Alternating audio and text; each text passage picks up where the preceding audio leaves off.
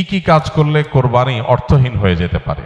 কোরবানি অর্থহীন হয়ে যাওয়ার জন্য সবচেয়ে বড় যেই কাজটি হতে পারে সেটা হলো লৌকিকতার কারণে বা আল্লাহর সন্তুষ্টি অর্জন ছাড়া অন্য কোনো কারণে যদি কোরবানি হয় তাহলে সেই কোরবানিটা অর্থহীন হয়ে যেতে পারে। কোরবানিটার সওয়াব পাওয়া থেকে আমরা বঞ্চিত হতে পারি।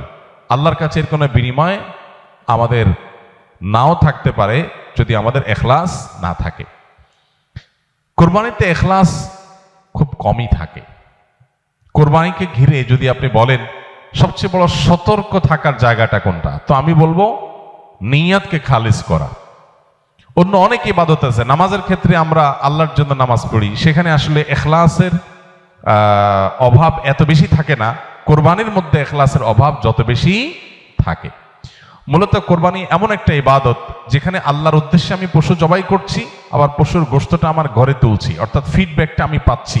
এরকম জায়গা যেখানে অর্থনৈতিক বা আর্থিক ইবাদত, সে আর্থিক ইবাদতের ফিডব্যাক বা উপকারিতা যদি আমরা নিজেরা পাই, সেখানে ইখলাস ধরে রাখাটা আসলে কঠিন হয়। কোরবানিটা সেরকম একটা ইবাদত। এই জন্য আমি কোরবানি কেন করছি এটা আগে ক্লিয়ার করতে হবে। আল্লাহ বলেছেন লা ইয়ানালাল্লাহু লুহুমুহা ওয়ালা দিমাউহা ওয়ালাকিন ইয়ানালুহু আত-তাকওয়া মিনকুম। কোরবানির পশুর গোশত, রক্ত কিছুই আল্লাহর কাছে যায় না। যেই চেতনা থেকে, যেই তাকওয়ার সুপ্ত চেতনা থেকে আমরা কোরবানি করি সেটা আল্লাহর কাছে ঠিকই যায়। সো ইখলাসটা এনশিওর করতে হবে, না হলে কোরবানি অর্থহীন হয়ে যেতে পারে। অনেকে আছেন প্রতি বছর কোরবানি করি, এবছর যদি না করি ছেলেমেয়েরা কার মুখের দিকে চেয়ে থাকবে। তাহলে এটা সামাজিক মর্যাদা রক্ষার কোরবানি হলো, আল্লাহর উদ্দেশ্যে না। অনেকে হয়তো মনে করেন যে আমরা প্রতি বছর গরু কোরবানি দেই, এবছর টাকা নাই, ধার করে হলেও দিতে হবে। কেন? কারণ আমাদের মুখ থাকবে না, মান সম্মান থাকবে না যদি ছাগল দেই, মানুষ মনে করবে গরিব হয়ে গেছি। এই যে মানুষ কি মনে করবে সেই চিন্তা থেকে আমি গরু কোরবানি করলাম, অর্থহীন হয়ে যেতে পারে কোরবানি। ঠিক একইভাবে নতুন আত্মীয় হয়েছে, অন্যান্যবার কোরবানি করি বা না করি, এইবার তো করতেই হবে, মেয়ে বিয়ে দিয়েছি, বিয়ের বাড়ির মেহমানরা আসবে, তারা জানবে, তো এবার কোরবানি না দিলে তো মুখ থাকে না। কোরবানি আমার উপরে আবশ্যক হয় না, তারপরে আমি কোরবানি করতেছি কেন? ব্যয়কে দেখানোর জন্য। ইখলাস নষ্ট হয়ে গেল। অনেকে আছেন যে কোরবানির মূল উদ্দেশ্য হলো ফ্রেশ গোশত সংগ্রহ করা, এই সামাজিক মর্যাদা ইত্যাদি, এগুলোর কারণে কোরবানি সবচেয়ে বেশি অর্থহীন হয়ে যায়। এই জন্য কোরবানিকে সবচেয়ে বেশি আমাদের রিয়া বা লৌকিকতা থেকে মুক্ত রাখার চেষ্টা করতে হবে। আল্লাহ আমাদের তৌফিক দান করুন। দ্বিতীয়ত, হারাম অর্থ দিয়ে যদি কোরবানি করেন তাহলে সেটা অর্থহীন হয়ে যেতে পারে। আপনি দেখবেন কোরবানির ইবাদতটাতে এক অদ্ভুত দৃশ্য আমাদের দেশে দেখা যায়। যারা যত বেশি প্র্যাকটিসিং, তাদের কোরবানির পশুর সাইজ সাধারণত তত কম থাকে। আর যারা যত বেশি নামাজ কালাম কম পড়ে, ইসলাম থেকে যত দূরে, তাদের কোরবানির পশুর সাইজ তুলনামূলকভাবে তত বড় হয়। অদ্ভুত না ব্যাপারটা? আপনি ঢাকা শহরে ঘুরে ঘুরে দেখবেন যে গুলশান, ধানমন্ডি, বনানী, বড়লোকদের এরিয়াগুলোতে এক একজনের গ্যারেজের ভিতরে আপনার বিভিন্ন নামের গরু, কালাচান, সুলতান, ধলাচান, লালচান, এক একটা গরু 3 লাখ, 4 লাখ, 5 লাখ, 7 লাখ, 10 লাখ টাকা দামের 2-3টা গরু। হয়তো অনেক এলাকা আছে যে একটা পাড়া মহল্লাতেও এত টাকা খরচ করে সবাই কোরবানি করার সুযোগ হয় না। যাই দেখেন ওই বাড়িতে যারা থাকে তাদের নামাজ নাই, কালাম নাই, ইবাদত নাই, বন্দেগী নাই, কোরবানি বেলায় মাশাআল্লাহ 4টা-5টা আছে, কারণ এটাতে বেটাগিরি জাহির করা যায়। আর যদি নির্বাচন সামনে থাকে তাহলে তো কোনো কথাই নেই। তাহলে এবার 10টা গরু, 20টা গরু, 30টা গরু। তো এগুলো বেশিরভাগ ক্ষেত্রে হারাম উপার্জন থেকে হয়, বিশেষ করে যাদের মধ্যে আল্লাহর ভয় না থাকে। তো হারাম উপার্জন থেকে যদি কোরবানির পশু করা হয়, জবাই করা হয়, বা ওই যে লৌকিকতার কারণে মানুষ দেখানোর জন্য, বাহবা পাওয়ার জন্য যদি কোরবানি হয়, তাহলে সেই কোরবানি কি হয়ে যাবে? অর্থহীন হয়ে যেতে পারে। তৃতীয়ত যে বিষয়টা আমাদের খেয়াল করা দরকার সেটা হলো কোরবানির পশুর জবাই করে তার গোশত খাওয়া আল্লাহ তাআলা আমাদের জন্য হালাল করেছেন, কিন্তু এর মানে এই না যে পশুর প্রতি কোনো অমানবিক আচরণ করা যাবে। পশুর প্রতি অমানবিক আচরণ করলেও কোরবানি অর্থহীন হয়ে যেতে পারে। এখন বলতে পারেন পশুর প্রতি কেউ কেউ অমানবিক আচরণ করে? উত্তর হলো হ্যাঁ, করে। কিভাবে করে? অনেকে আছেন পশু কিনে আনার পর যথাযথভাবে যত্ন আত্তি করে না, নিয়মতান্ত্রিকভাবে খাওয়ায় না, কারণ জবাই করে ফেলবো, দরকার কি খাওয়ানোর। আপনি 1 সপ্তাহ আগে 5 দিন আগে বাজার থেকে পশু কিনে আনছেন, এর ঠিক মতো খাওয়াইলেন না, যেখানে তার কষ্ট হয়, মশা টশা আছে যেখানে সেখানে তারে বেঁধে রাখলেন। মিনিমাম যত্ন আত্মি যতটুকু দরকার, পশু হলেও তার ভিতরে প্রাণ আছে, সে প্রাণী, সো প্রাণী হিসাবে তাকে যতটুকু যত্ন করা দরকার সেটা না করে জবাই তো করে ফেলবো, দরকার কি আর কেয়ার করা, তাকে আপনি অহেতুক কষ্ট দিলেন, তাহলে এটা আপনার কোরবানিকে অর্থহীন করতে পারে। নবী সাল্লাল্লাহু আলাইহি ওয়াসাল্লাম বলেছেন, ইন্নাল্লাহা কাতাবাল ইহসানা আলা কুল্লি শাই, আল্লাহ প্রত্যেকটা বস্তুর প্রতি ইহসান করা, অনুগ্রহ করাকে আবশ্যক করে দিয়েছেন, ফরজ করে দিয়েছেন। প্রতিটা বস্তুর প্রতি কি করতে হবে? ইহসান করতে হবে। এই ইহসানের মানসিকতা আমাদের যদি না থাকে, তাহলে পশুর প্রতি যদি আপনি ইহসান না করেন, তাহলে আল্লাহর কাছে জবাবদিহি করা লাগতে পারে। আমরা যারা পশু কিনে আনি, নিজেরা জবাই করি, জবাই করার সময় কিছু অমানবিক আচরণ হয়। যেমন দেখা যায় জবাই করার পর কসাইরা বিশেষ করে চাকু দিয়ে গলায় খোঁচায়। এই গলায় খোঁচানোর পরে, খোঁচানোর কারণে দেখা যায় যে স্বাভাবিকভাবে রক্ত প্রবাহ হয়ে, রক্ত বের হয়ে যে মৃত্যু হতো, সেটা না হয়ে একটা পশু মারা যাচ্ছে অনেক সময় স্পাইনাল কর্ডে আঘাত করার কারণে। তো এই যে খোঁচাখুচি করে পশু মারলেন, অনেক সময় পশু খাওয়াটা পর্যন্ত হারাম হয়ে যেতে পারে যদি এরকম খোঁচাখুচি হয়। এই জন্য জবাইয়ের পরে ছেড়ে দিতে হবে, তার প্রাণ বাইর হওয়ার জন্য স্বাভাবিকভাবে। খোঁচাখুচি করা যাবে না চাকু দিয়ে। অনেক সময় দেখা যায় কসাইরা পশুর এখনো পুরো প্রাণ বের হয় নাই, এখনো মারা যায় নাই, রগ কাটা শুরু করেছে, চামড়া ছেলা শুরু করে দিয়েছে, নাড়াচাড়া এখনো করছে, এটা অমানবিক। তার প্রাণটা বের হওয়ার জন্য অপেক্ষা করতে হবে। নবী সাল্লাল্লাহু আলাইহি ওয়াসাল্লাম পরিষ্কারভাবে বলেছেন, তোমরা চাকু ভালো করে ধার দিবে। কেন?